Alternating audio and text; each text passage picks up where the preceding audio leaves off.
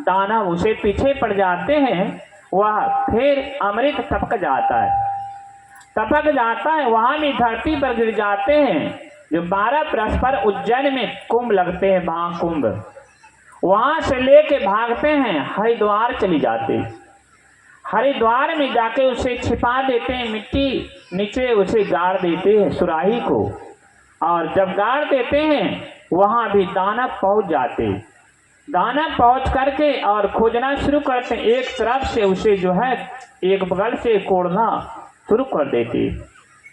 कोड़ते कोड़ते अमृत के पास पहुंच जाते हैं। फिर संत ने, देव ऋषि ने उसे निकाल करके और भागते हैं सुराही लेके, वहां भी अमृत टपक करके धरती पर गिर जाते।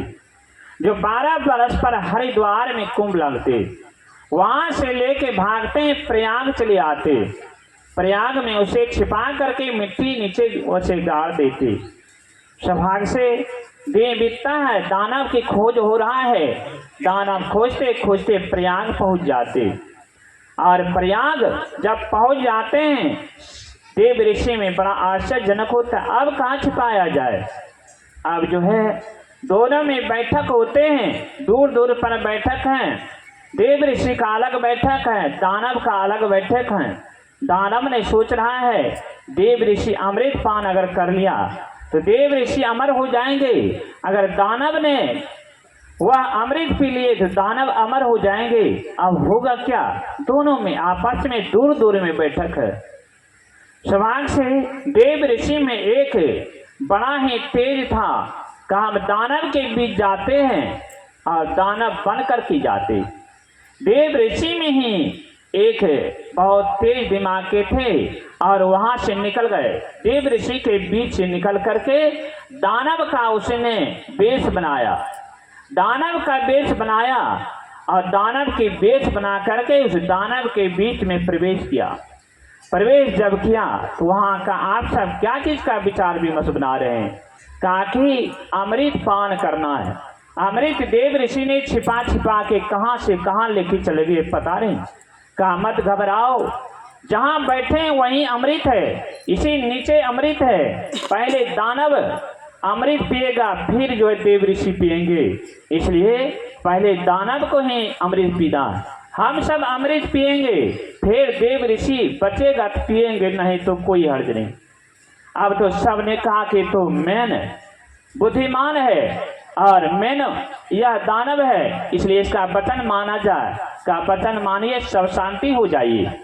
इसी जगह खुदाई होगा और इसी जगह अमृत सुराही निकलेगा, सभी दानव ने पिएंगे, बचेगा तो देव ऋषि पिएंगे, नहीं तो हम सब पी करके अमर हो जाएंगे।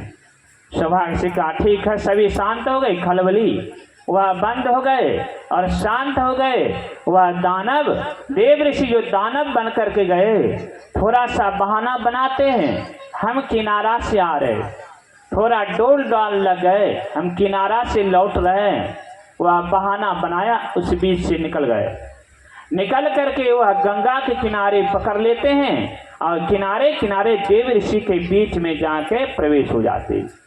देव ऋषि में अपना वेशभूषा बना करके फिर देव ऋषि में प्रवेश हो करके तब तक जो है सभी देवताओं वह मनुष्य के रूप में लाइन से बैठे हुए हैं। विष्णु के हाथ में जो है वह अमृत की सुराही है और एक बगल से अमृत पान करवा रहा है। वह साय पात्र नहीं था, इस समय ऐसे चूल्हू जो लेते हैं पानी, झुक करके चूल्हू से पानी जो लेते हैं वही चूल्हू लगा करके वह सभी बैठे हैं और विष्णु, भगवान विष्णु अमृत की सुराही हाथ में लेते हुए सबके अमृत दे रहे हैं।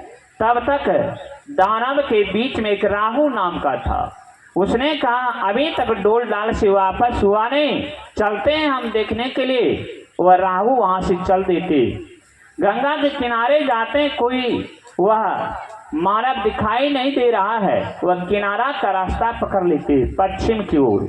वह पश्चिम की ओर जब जा रहे हैं, ऊपर में देखते हैं देव ऋषि सब बैठा है, विष्णु के हाथों में अमृत की सुराही है। समझ गया।